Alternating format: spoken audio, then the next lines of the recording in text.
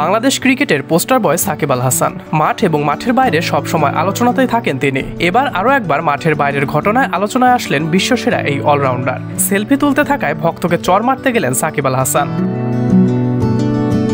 Dhaka premier league ডিপিএলে খান সাহেব ওসমান আলী স্টেডিয়ামে prime bank cricket ক্লাবের বিপক্ষে মাঠে নামে সাকিব আল হাসানের শেখ জামাল ধানমন্ডি ক্লাব। ম্যাচ শুরুর আগে মাঠের পাশে প্রাইম ব্যাংক কোচ মোহাম্মদ সালাউদ্দিন এবং শেখ জামাল ধানমন্ডি ক্লাবের কোচ সোহেল ইসলামের সঙ্গে কথা বলছিলেন সাকিব আল হাসান। এ সময় হঠাৎ সেলফি তুলতে আসেন এক ভক্ত, আর বিপত্তিটা বাধে ঠিক তখনই।